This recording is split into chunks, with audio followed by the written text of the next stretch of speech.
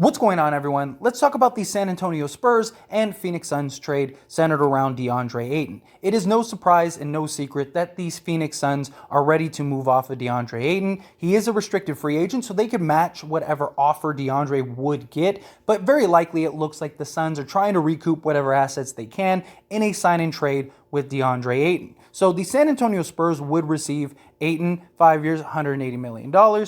And the Phoenix Suns would get Jacob Patella, Kendall Johnson, the number 9 pick, number 20 pick, and number 25 pick, which I think is an interesting trade right off the bat. Now, for the San Antonio Spurs, this makes a ton of sense, right? You get a nice young center. The San Antonio Spurs built a dynasty around centers, right? Around Tim Duncan, David Robinson, and really created the first major dynasty of the modern era, right? I mean, they were in the finals every other year. They won 5 championships. And so you get a guy in DeAndre Ayton to pair with Murray, who are both very young and can be the future and the promise of the San Antonio Spurs. Murray seems to be really developing into a star and the Spurs franchise centerpiece. And so to go get a center that can do all the things that DeAndre Ayton can do, score, defend, he can shoot a little bit from the outside. He is a guy that has the intangibles. So the Spurs would really get a center that they could use, and Pop would have his guy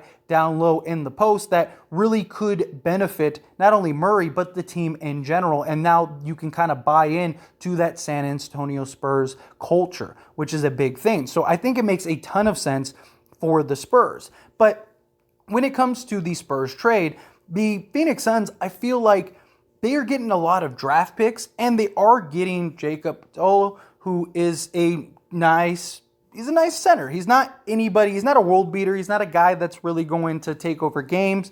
He's not a guy that you see and you're like, that's a top center in the league. But it is a nice supplement. It is a nice replacement because the Phoenix Suns are going to need a center. And he's a guy that can go get you, 15 and 8 a game. With Chris Paul, he's going to be the best center he's been as far as his career-wise goes.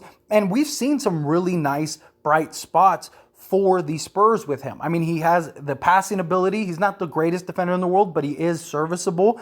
He's a guy that can do a little bit of everything, just like DeAndre Ayton. So I do think it is a nice trade in that regard. He is slightly older, but he's not so old that it's like, okay, what's the point of even getting him? He is a nice young piece that could fit in very well with the Phoenix Suns. Not just that, but he comes from a pedigree with Popovich, which is a huge thing. He fits in any system. I mean, we've seen players go from Pop system to other systems and have huge success because they just buy into the team option, right? They buy into the team environment, and they know and they're willing to sacrifice and do whatever it takes for the betterment of the team. And they get a center that does that. They get a center that really could help for the future.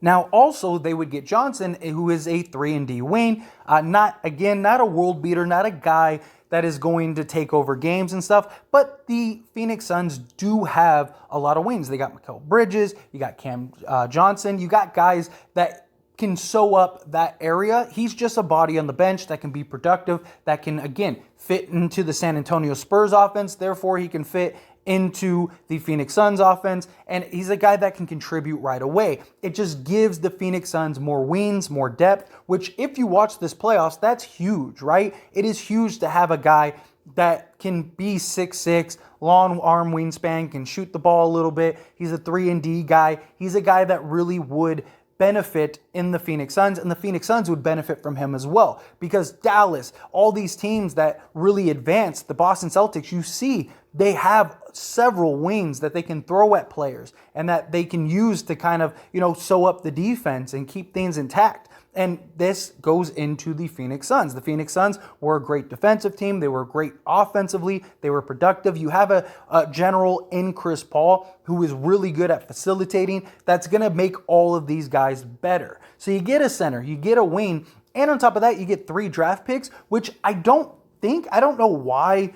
I don't think the demand for DeAndre Ayton would be that high, if I'm being honest, as far as like that many draft picks. Yeah, 2 of them are later draft picks, but still, a lot of teams, I mean, again, it's no kept secret that Phoenix wants to move off of DeAndre Ayton. So I think that really limits their leverage to get as much of a return as possible, because a lot of teams know the Suns probably aren't going to match whatever they offer. And on top of that, like, why would we give up a bunch of assets for something that you don't even really want and you're probably not going to retain? Now, of course, the Phoenix Suns could play the hard card and call the bluff. And maybe if San Antonio wants Ayton that badly, I think they could pull the trigger. But if this was something that could happen, I would see maybe a potential third team getting involved and Phoenix kind of shipping all these assets to get another star, get another player that I think could help them win more now, because Phoenix is more in a win now situation.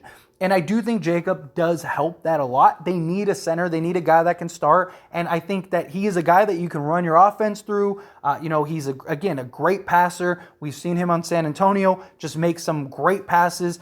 He's not the most skilled guy in the world, but he is a guy that is skilled enough for what they need. He would be a nice substitute for DeAndre Ayton. And he is a guy that really could benefit and make the Phoenix Suns a lot better. But I do think you could package those 3 picks and these 2 players and maybe go get a mid-tier or maybe even like, a borderline star player, a guy that is disgruntled, a guy that, maybe teams want to get rid of. Maybe even you go and get like a Jeremy Grant, right? Maybe you move the draft picks. Maybe you do take Jacob, right? You take Jacob, you take, Johnson, maybe you take those 2, and then you end up flipping the draft picks, which the Detroit Pistons have stated that they want 2 first-round draft picks in exchange for Jeremy Grant.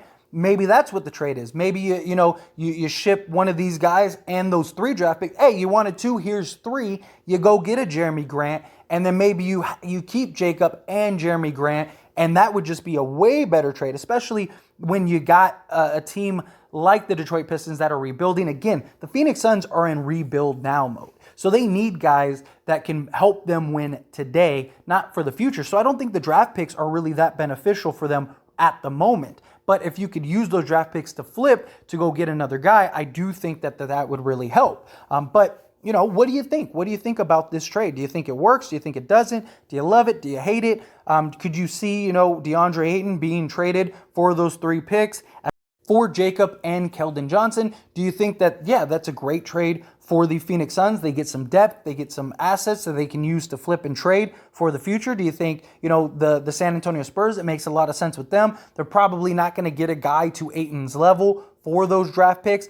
You're upgrading at center. You got a young center for the future. I think it is a very beneficial and mutual trade for both the Spurs and the Suns.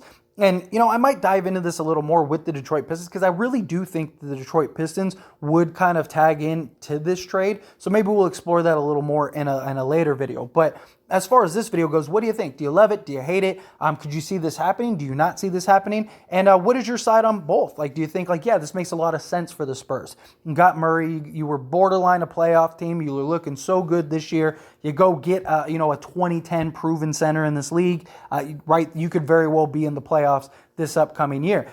And worst case scenario, you got 2 young pieces for your future that you're building, that you're developing, that you're growing under the Spurs, organization and just that culture that the Spurs are known for. I think that this is hugely beneficial for all teams and all parties involved. And then from the Phoenix Suns standpoint, you get assets, you get guys that can contribute now, that add depth to your roster. I just think it'd be a good trade all around. But I'd love to hear your thoughts and opinions down in the comment section below.